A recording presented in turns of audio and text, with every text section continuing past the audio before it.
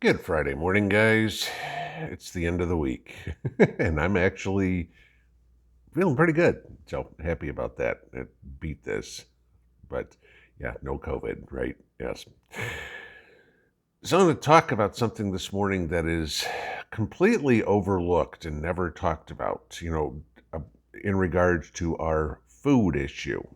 And no, I'm not going to tell you to go out and buy beans and rice if that's where you are in this. You've got a long way to go to catch up. Uh, we all know about harvest problems. We all know about food shortages as a whole, supply chain issues, whatever. all those all those things that cause problems for buying food, inflation, whatever it would be. Here's one that doesn't get mentioned. You know, the economy affects all of us, not just the individuals, but also the businesses. You know, how many of y'all remember going back in the day shopping at A&P? When's the last time you did that? Ain't been a long time. They aren't in business anymore. Or I don't know, Farmer Jack's up in Michigan, Eagle in Chicago.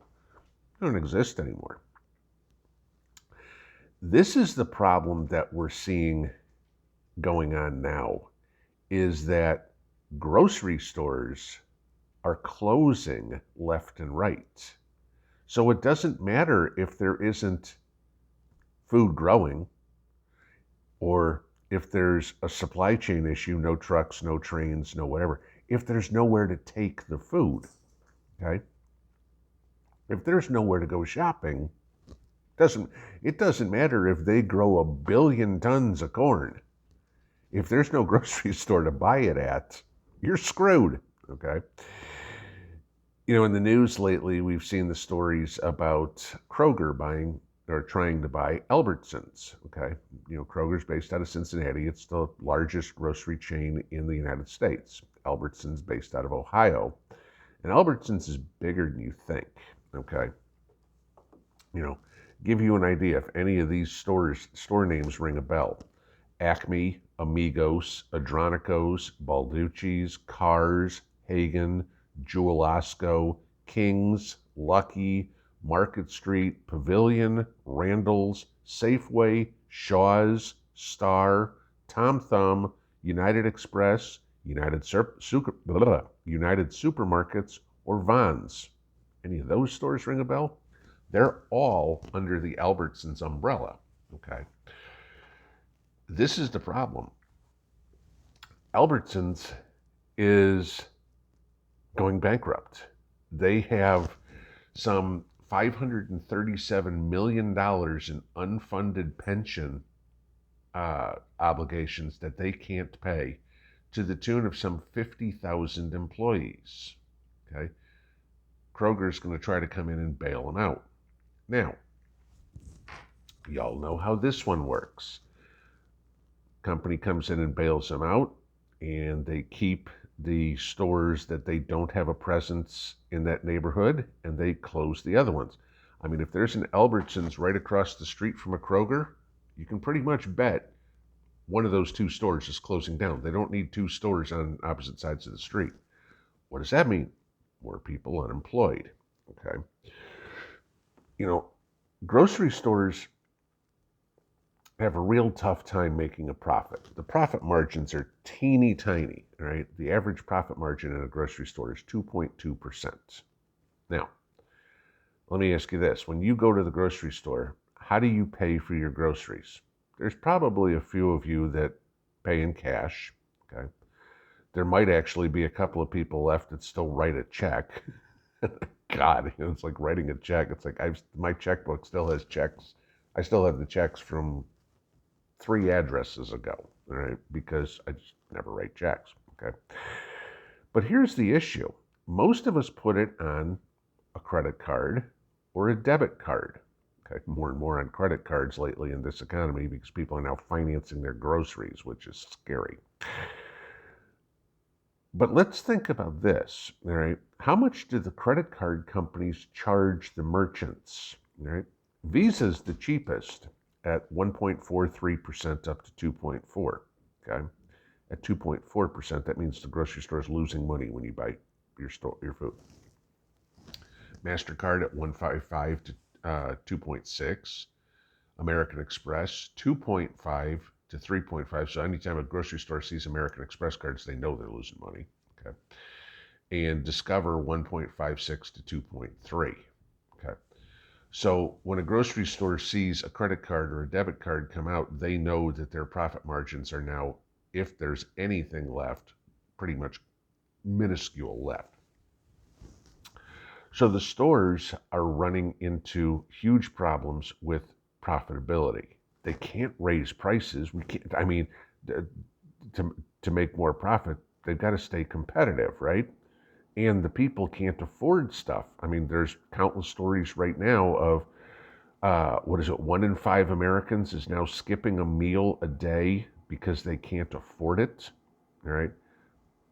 Less people eating, less food sold. Not that we couldn't stand to lose a few pounds, I'm giving you this, but this isn't the way you lose weight, okay? Or not a good way, all right?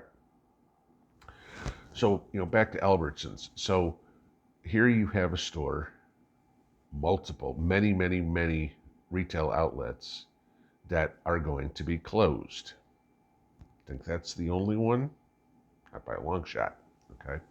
How about Winn-Dixie, all right? Their parent company, Bi-Lo, who bought them out in the early part of the 2010s, okay, filed bankruptcy in 2018. They struggled to remain a competitive footprint coming out of bankruptcy. Now they're closing stores, both Winn-Dixie's and Bi-Lo's. Food Lion bought out some of the Bi-Lo stores, but the other stores are just being shuttered, okay? How about a prepper favorite, Family Dollar? Okay, Family Dollar was bankrupt, and they merged with Dollar Tree to save the company, okay? But a lot of the stores there are being closed, due to redundancy, okay? You don't need 2 stores across the street from each other, but also in a difficulty of finding employees. I mean, remember that story of a year or so ago where the entire store quit and put a note up on the door that says closed, we all quit, terrible working conditions? Yeah, all right. People don't want to work there.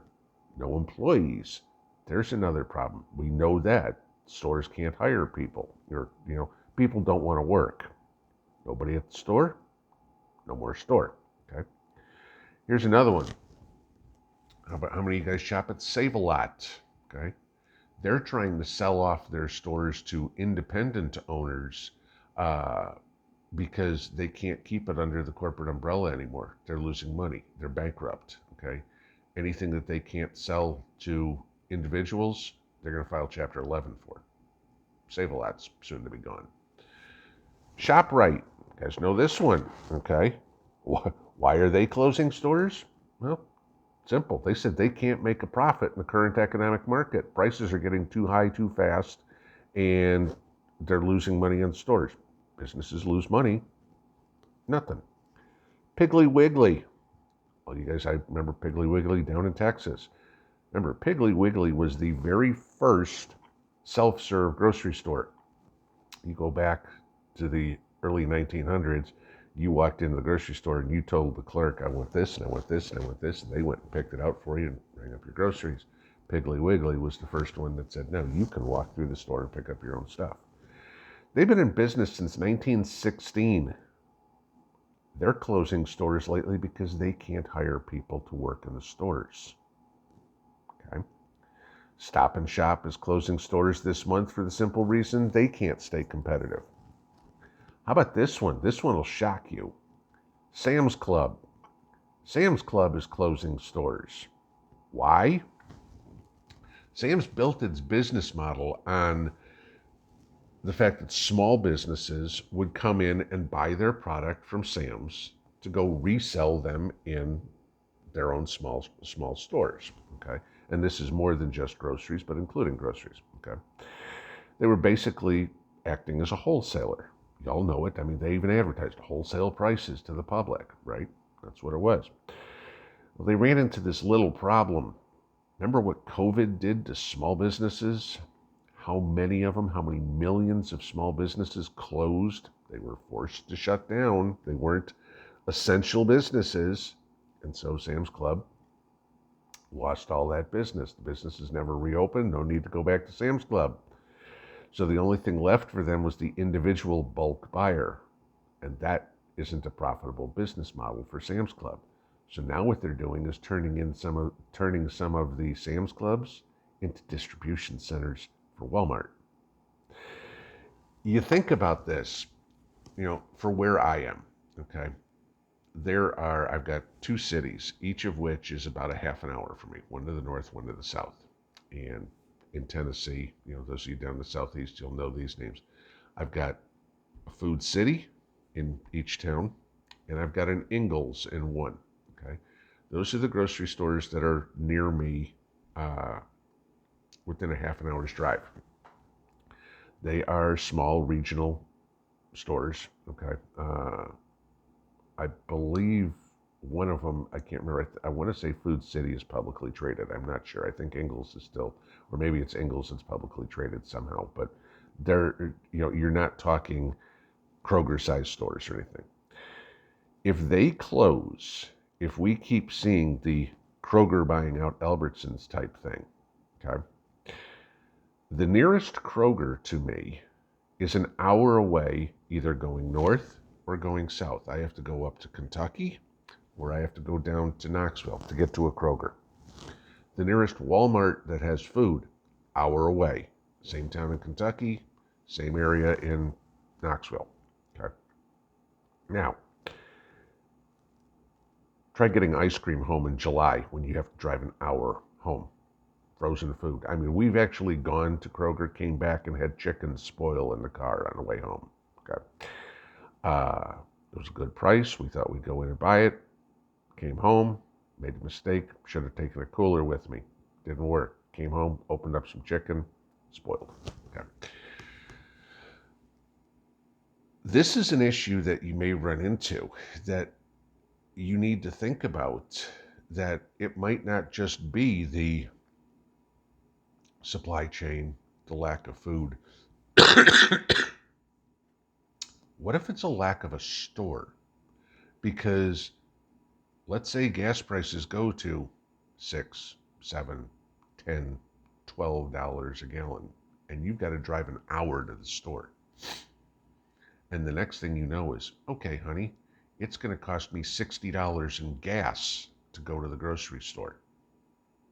Right? How are you going to handle something like that? Obviously, that's like, okay, I go into town once every 3 months or whatever. This is another reason, another thing that you need to prep for and plan for. This is beyond,